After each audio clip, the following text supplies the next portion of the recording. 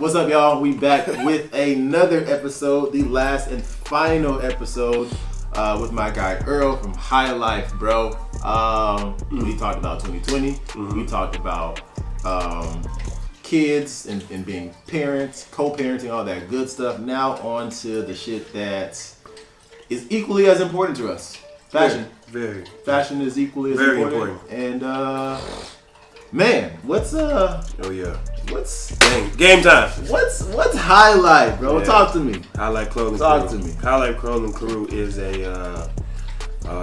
is my second child. You know what I'm saying? Technically my first child at the same time.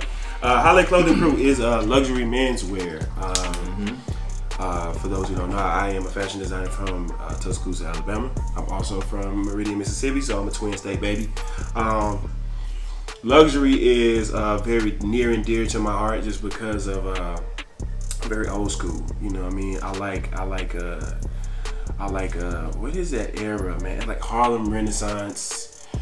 Just when we was like the 60s, when we was 60s, fly, 70s. like when we was just like dumb fly with the, you know what I mean? The like what's the thing? The monocle, and you know what I mean? I literally just said that hard to Alex last week, bro. Hard. Like I told her, I was literally telling her like, if I could live in an era, it would be that era. Yeah, because the suits in that era, the fashion. Yeah, like, I'm a big jazz fan too, so I love how we presented ourselves during that time. And professional, elegant. Yeah, you know stylish. what I mean? Like, even though our trials and tribulations that we was going through as a culture and still going through, I think it was just so elegant. You know what I mean? When I first essentially started, I was doing streetwear, and I think when I was doing streetwear, I was doing more of a keep up with the Joneses situation. Yeah. But over the course of my like seven and a half years I've been designing, in my 5-year hiatus, I was like, I think I want to do luxury. It was like more of an understanding that I wanted to do luxury, and luxury is just something that I think our culture is embedded in, but at the same time we are rarely represented. Right. So this is why I've been focusing my efforts at. And barely represented, and then also not getting enough credit. Oh well, you know, credit is yeah.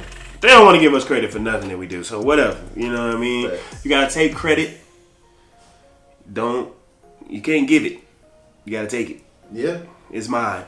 Yeah. Because ain't nobody gonna be able to say High Life took from nobody. You know what I mean? I got my influences. Yeah. You will definitely see my influences. I'm not a taker though.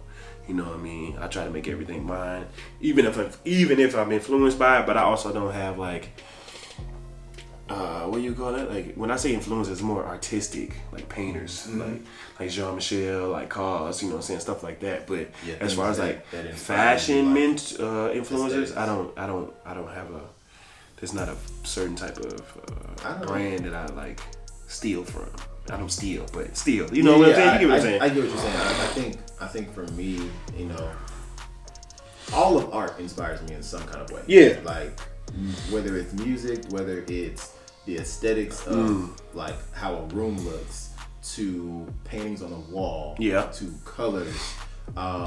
Everything is art. Yeah. Like it depends on like your perception of how you interpret things and how you look at things. Exactly.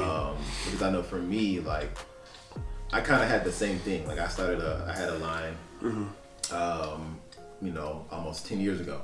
Word. And I was like heavy. I was like, yeah, I'm gonna do streetwear and I'm gonna do X, Y, and Z. And then it was like, what was in my head was not adding up to what I was like actually was doing. Got you. And it didn't. It wasn't that it didn't make sense. It just the visual aspects and the aesthetics didn't match. See, I think for me, when I first got into fashion, my first idea was that I wanted to do streetwear, but I wanted to have a high fashion look. But then I was like, why are you cutting your knees off? Like, why you just want to do high fashion? And then, you know, I don't have a creative background, so essentially, you know what I mean, that's honestly not true, because I grew up loving cars, so I was really into cars. I used to watch like I forgot what that TV show. It used to be a TV show. I used to watch it every Saturday. They used to do car and builder, and they used to build these cars and motorcycles and all that other stuff. So I used to be drawing all the time. I just didn't know that was created. That was essentially creativity. You know what I'm saying? And so I was going to go to school. I went to school for auto mechanics. In high school, I went to a trade school for auto mechanics. And I was really good at it. And essentially, you know what I mean? I was supposed to be going to college for that as well. Didn't work out in my favor, so I was like, oh, well, I guess I'll design clothes. And I think essentially I said t-shirts, and I was like, oh, that's really broad. Right. But it took time to like perfect what I wanted to do and understand. And I'm actually good at it because I never really understood. I never really thought I was like good at this. People were like, "Oh yeah, you good? Like you know what I mean? You're okay." But then like I don't really know when that moment came that I was like, I'm a great fashion designer, or I could be a great fashion designer. Right? Yeah. So, and I get that. I think for me the difference with me is like I know that when it comes to fashion and when it comes to designing, like it's not my lane of expertise.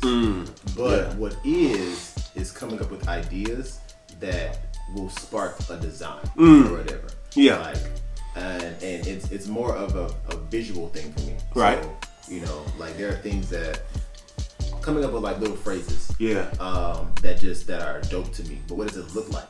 Yeah. Like, what does it look like? One, but then what does it then sound like? Yeah. And then what does it feel like? Yeah. And that's from your musical background though. Right?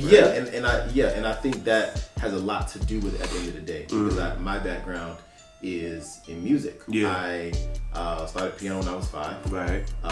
Started teaching piano when I was 17. Sheesh. And been teaching since I was 17. Yeah. I went to school for music engineering and production, thinking that's something I wanted to do. Yeah. And I got into that and was like, this shit is not what I want to do.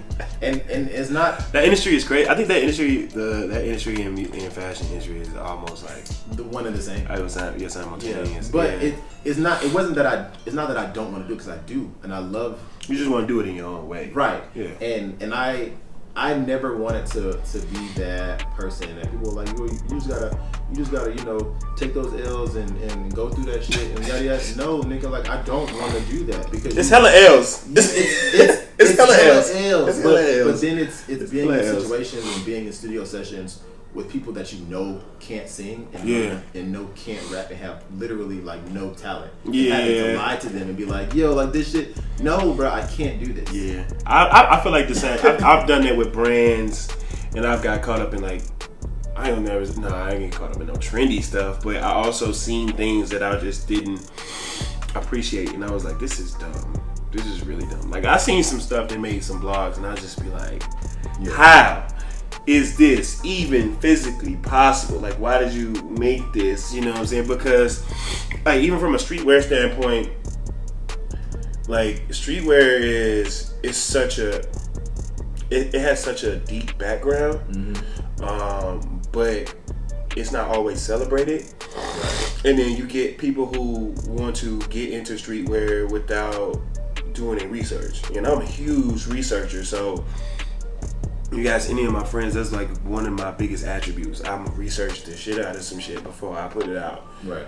Regardless of what, I don't care how long it takes. But that's where, people were saying like, high fashion would come in like culture vultures. But essentially like, if you just don't care to know, then you're not gonna know. Right. But you gotta put in the work. You do. You just can't jump into something and be like, oh yeah, I want to do this, but like you don't understand streetwear, so it's like, what is the root of streetwear? You know what I mean? So, bless me. When it comes to the situation of just, high fashion brands getting into streetwear, like essentially, high fashion and streetwear is essentially the same thing. That's why they can really just do away with that whole category, but essentially you cannot because streetwear has a community root. Yeah. And that's where, so I'm taking the root of streetwear and putting it in high fashion or luxury. You know what I mean? Because I want to build a community. I want to build a cult following of just exclusivity, not just with my pieces, but with my consumer. You know what I mean? Because I want people to be like, oh, I like that's you want that? Like, but I think it's also taking the independent route in fashion. And saying, okay, like, not only do I want this to be a luxury brand, but I want to have a true connection to the people that buy my clothes, because I want to be able to, like, say, hey, like, I know you bought X, Y, and Z. Yeah. Like, you was in Chicago, and then you came in, and then you drove to LA. Like, you know what I'm saying? Shout out to you. Come hang out with me. You know what I'm saying? Come eat with me. And it's you know what I mean? It's also it reminds me of Brian Leslie. Yeah. And the Superphone idea that he had. He was like, yo, I'm gonna take all my shit off mainstream. Yeah. And I'm literally just going to give music to my fans. Yeah. Because now, like, I want them to know that, like, I know them. Right. I want to be able to call them. Yeah. Because he calls them and, like, on their birthdays and stuff, and, like, oh, that's hard. I didn't know that. Yeah, that's crazy. I'm a renegade, bro. But see, that's good. Like, that's what I'm saying. Like, you gotta have conversations, because these are things that I really care about. Like, one of the streetwear brands that I really I'm passionate about, and just from a not a design aspect, but just like how they run their business, is the Hundreds.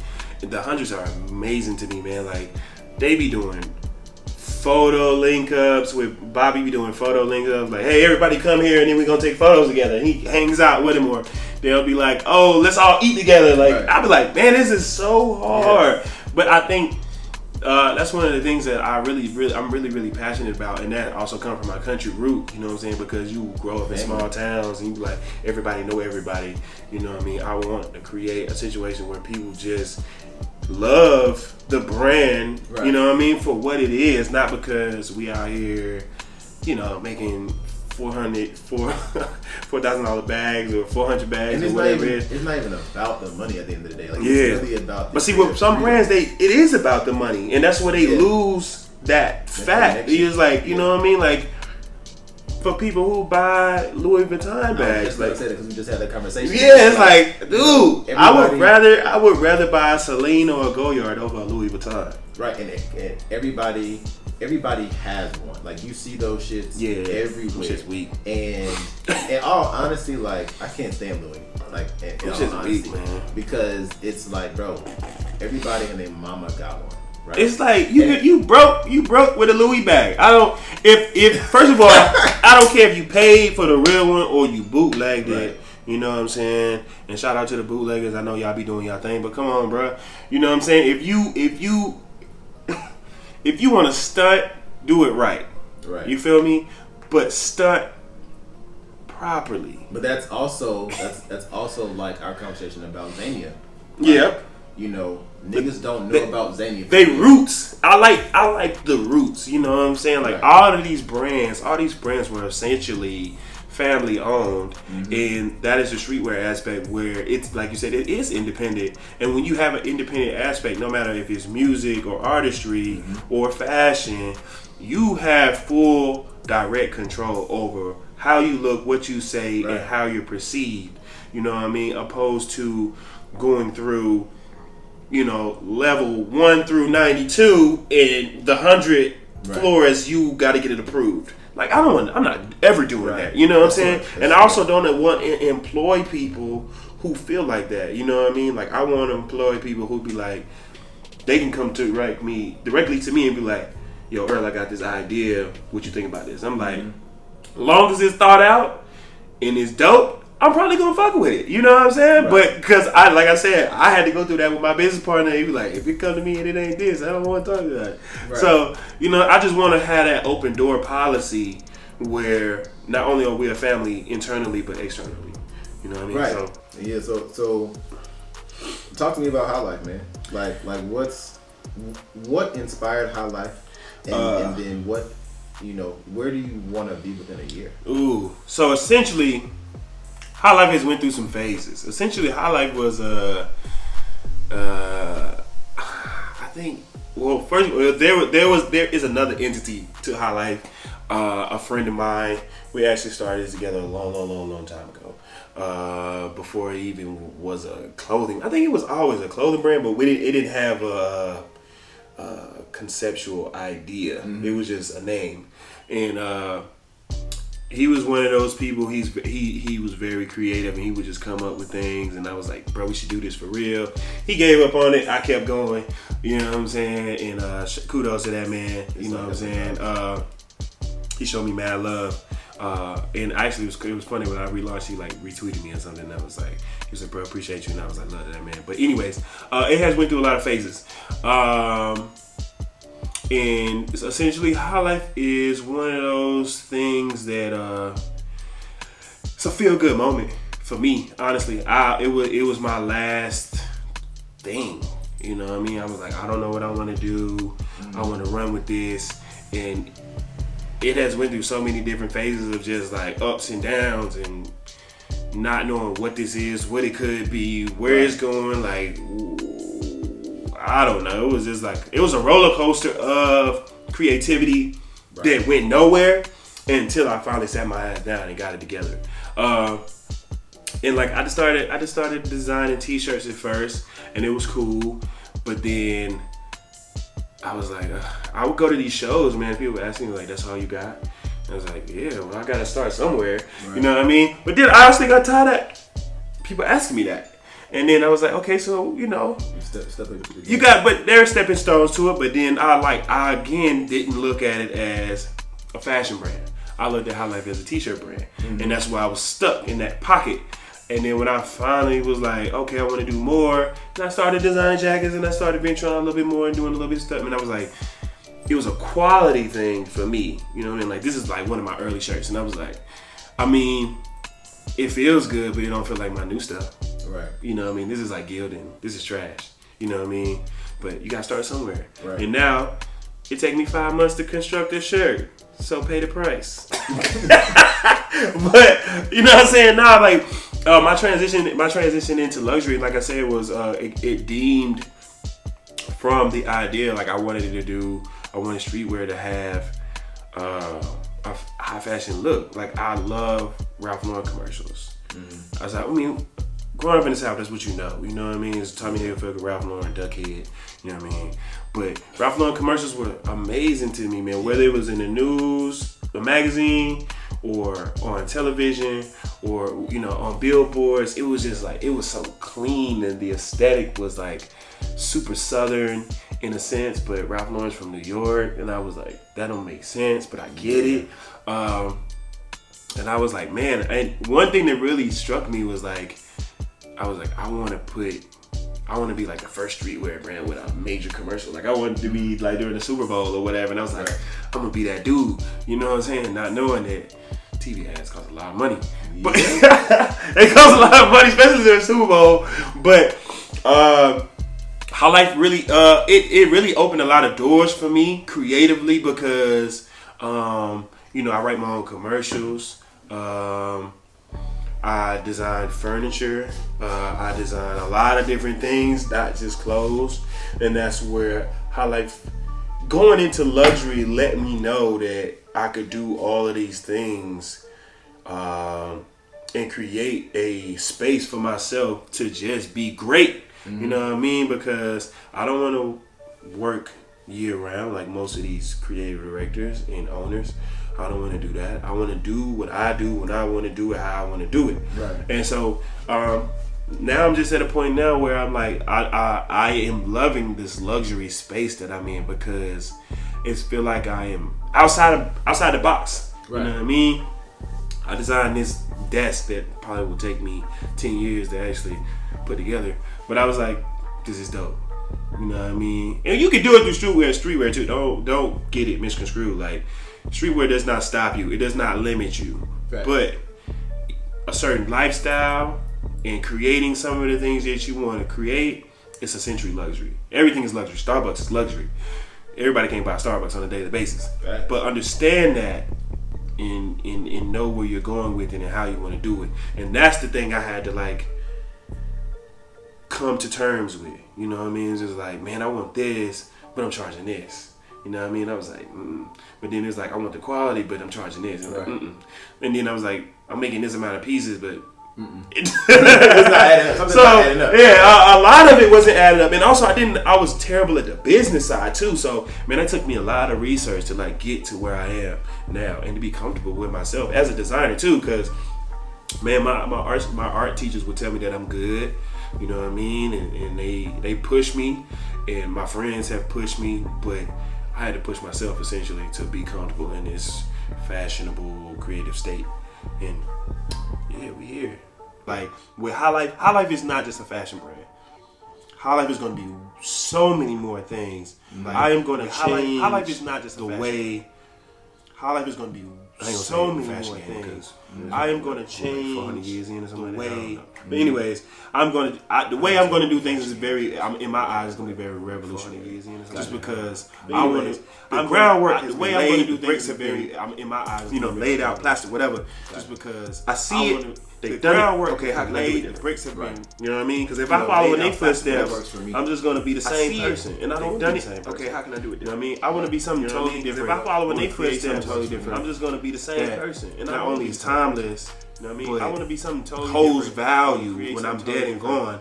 And my kid can walk outside and be proud of who her daddy is. Holds value when I'm dead and gone. That for me and my kid can walk outside and be proud of for me right right now, now is building a brand. That for me is like an empire. The biggest thing that for me right now is breaks all generational curses, financially, spiritually. It's like the Walmart kids. Hell yeah, breaks relationally. Like at the end of the day, like I want it's like the Walmart for when I am dead and gone, my money relationally, like at the end of the day, like my family. I want like for when I am dead, my grandkids, and kids, yeah. Like if you go outside, somebody say you a Walton, you like Kanye gonna do it. Shout out grandkids, you gonna say kids, yeah. Like if you go outside, somebody say you a Walton, you like Kanye gonna do it. Shout out Carter. You gonna say, you know what I'm saying? Like last name West. How many Combs? Last name West. Come on, I mean, you ain't even got it. You know what I'm saying? Like they don't gotta work for nothing. Like, you know what I'm saying?